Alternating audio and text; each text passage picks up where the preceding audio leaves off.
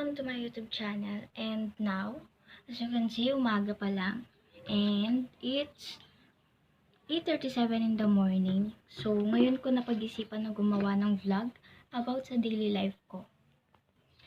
So, during quarantine, lahat tayo nagkaroon ng iba't ibang karanasan, right? Maraming tao yung na-stress, maraming tao yung na-bored sa bahay. And, syempre, isa na ako dun. So, ang dami na rin pagsubok na naranasan and ang dami na rin nalagpasan. So, lahat ng to pagsubok lang kaya wag nating kalimutang mag-pray lagi kasi God is always here for us and hindi niya tayo iiwan. Yun yung pangako niya. Kaya, fight lang ng fight. Wala lang nakakayanin natin lahat and wala namang binigay ang Diyos na pagsubok na hindi natin kayang lagpasan.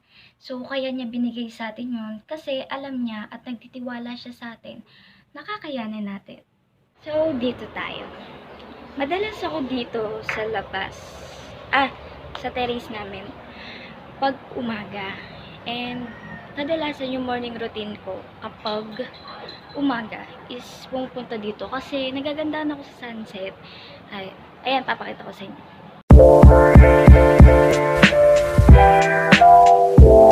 So, sa mga nagtatanong, sunset lover ako and sobrang na-appreciate ko yung nakikita ko sa paligid. Lumipat na ako kasi medyo mainit na dun sa terrace. And now, morning routine. Ayan. So, yung pinakauna yun, yung pumunta ako dun.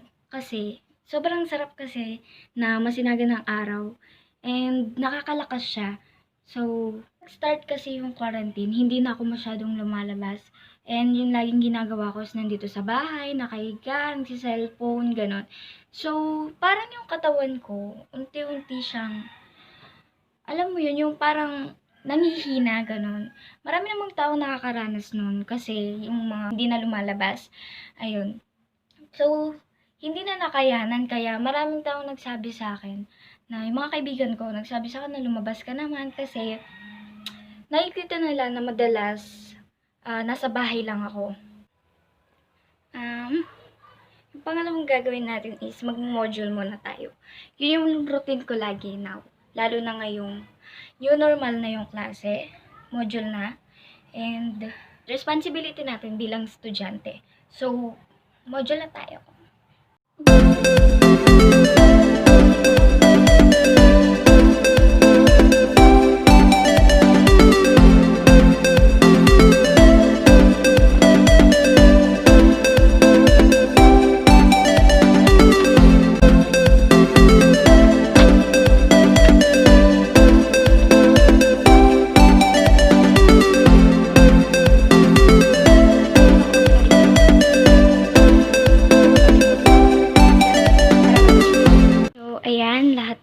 Ito na, kakakuha lang.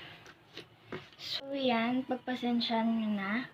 Medyo makalat pa kasi mamaya pa tayo maglilinis.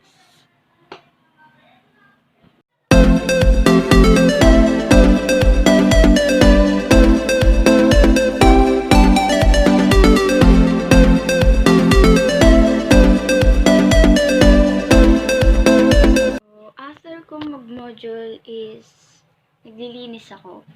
Ganyan yung routine ko lagi sa bahay. Para na rin may ginagawa and nakaka-bored kasi sa bahay. So, next, dito na tayo sa self-concept. So, kung ano yung mga likes and dislikes ko, yung mga hobbies, thoughts, and feelings, behaviors. So, una tayo dun sa likes. So, lahat naman alam na pinaka-like ko is yung maglinis and yung i-prioritize yung sarili. So, papabayaan. And yung pag-aaral, syempre. Lahat naman tayo, pina-priority yun. Yung dislikes ko is, wala naman masyado. So, doon na tayo sa hobbies. Lahat naman alam na hobbies ko talaga is pagsasayaw. So, parang wala akong talent sa pagkanta.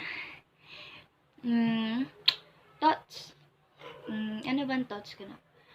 As of now, sinimulan ko yung araw ko na masaya, na walang negative thoughts now. Gusto ko lagi positive, and yun lang yung araw ko na ganito, na okay ako, na walang problema, and blessed always. So, ayun. So, ako lang mag-isa sa bahay now, and kami lang ng kapatid ko. Pero syempre, sa labas lagi yun. And ako, andito lang sa bahay. So, yung mga kasama ko kasi is nagtatrabaho. Kaya kami lang naiiwan. Kami lang dalawang magkapatid. Pero parang ako lang naiiwan. Kasi, ako lang dito sa bahay. Baka naman, samahan niyo ako. So, yun. Doon na tayo sa different relationships. So, okay naman sa family, friends, significant, others, etc. Okay naman yung mga relationship namin. So, ngayong quarantine na to, ngayon yung normal na klase, is, masasabi ko na okay siya kasi nagkaroon ako ng time sa family, nagkaroon ako ng time sa friends, and others. So, meron siyang advantage and disadvantage para sa akin. So, ayun nga, unang-una na yung nagkaroon ako ng time sa family, sa friends, and then, yung disadvantage lang sa akin is nahihirapan ako masyado, lalo na sa modules. Kung ano yung hindi natin nagagawa noon is nagagawa na natin ngayon. Kasi nga, parang, ito yung naging way para magawa natin yung mga hindi natin nagagawa dati.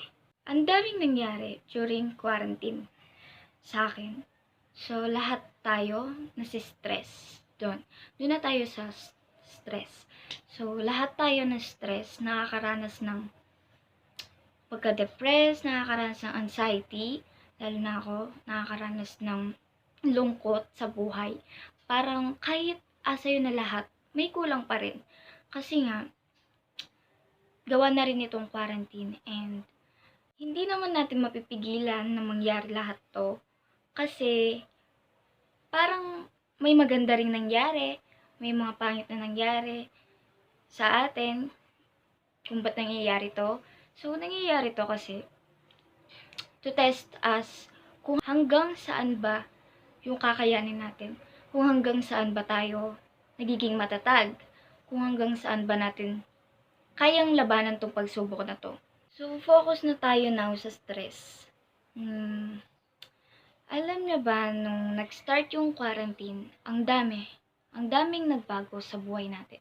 Napakaraming pagsubok ang dumaan, mga nalagpasan natin. Ang disadvantage lang, ang dami na ng kabataan or mga tao na nag-struggle dahil sa pandemic. And isa na ako doon sa mga nag-struggle na yon. Ang dami nangyari.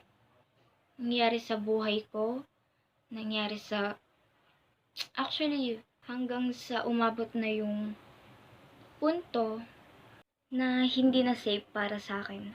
Ang dami. Umabot na rin sa point na pagod na ako, umabot na sa point na hindi ko na alam kung tama pa ba yung mga iniisip ko. Ang hirap labanan, lalo na ng anxiety. Inaatake ako noon tuwing gabi. Anxiety. Lalo na kapag malungkot ako, kapag may problema, kapag minsan dumarating din siya sa hindi ko inaasahan na kahit wala akong problema, aatake siya ganun. So, ang hirap labanan ng anxiety na yun. Kung ikaw lang mag-isa, kung walang kaibigan, siguro masasabi mo na wala ka na. Pero hindi. Kung wala kang kaibigan is hindi mo alam kung ano yung gagawin mo. Hindi mo alam kung tama pa ba yung mga iniisip mo.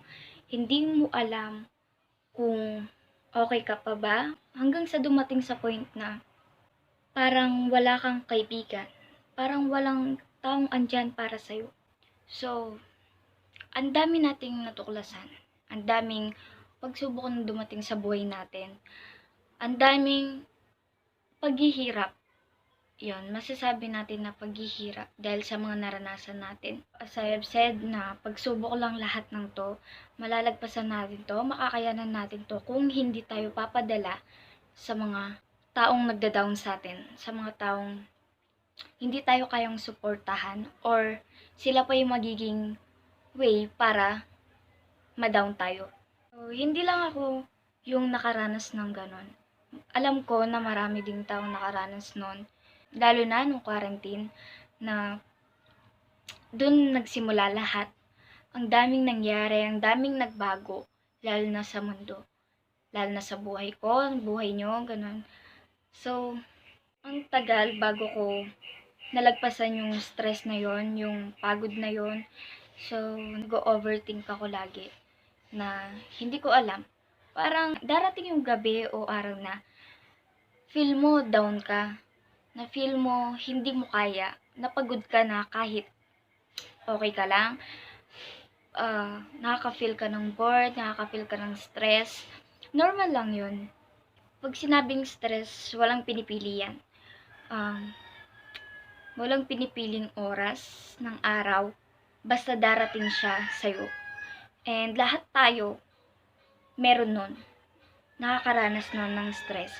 So, asa sa'yo yun kung paano mo siya i-handle. Nasa sa'yo kung paano mo siya nalalagpasan. All I can say lang is, wag kang mapapagod.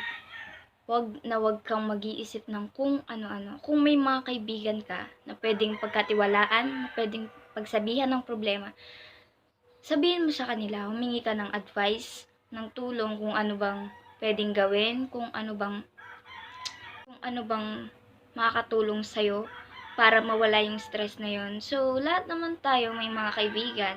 Lahat tayo nagiging stress reliever natin ng mga kaibigan. Lalo na kapag nakasama natin siya. And lalo na kapag mga problema tayo, napagsasabihan natin sila. Kasi may mga tao na hindi sila close sa family. Like me, hindi ako masyadong nag-o-open sa kanila. So, napagkakatiwalaan natin sa mga kaibigan. Pero, malaking advantage din sa atin yung mag-open sa family. At least, alam nila kung ano yung nangyayari sa'yo.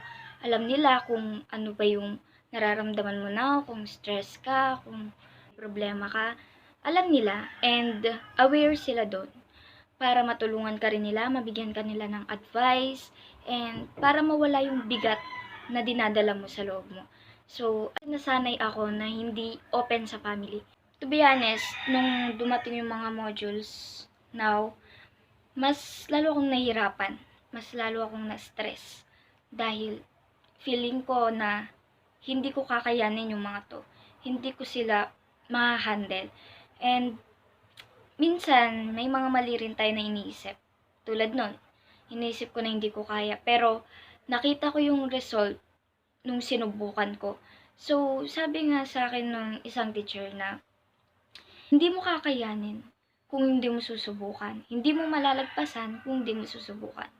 So, inalis ko yung pagka-negative thinker ko and nag-start ako na mag-isip ng mga positive. Kasi, kung mag-stay ka lang sa negative na part, walang mangyayari sa'yo. And hindi siya makakatulong sa'yo kasi negative yung mga iniisip mo. If you think positive, lahat ng yun kaya mo. Lahat ng yun malalagpasan mo. Kasi, hindi ka nagdadalawang isip. Hindi ka nag-iisip ng negative. So, ayun lang. Yung stress reliever ko is kaibigan. And always God. Lagi kong iniisip na kaya ko. Lagi kong iniisip na nandyan lang si God lagi na nakabantay sa akin. Nasa paligid lang natin si God. And maniwala lang tayo na hindi niya tayo papabayaan. Yun lang guys. Hope you like this video. And sana marami kayong natutunan sa akin kahit hindi ko alam kung meron nga ba. So, ayun. Sana nakatulong ako guys. So, always remember na keep smiling lang everyday and be a blessing. Like, share, and subscribe this video. So, thank you so much guys. Bye-bye.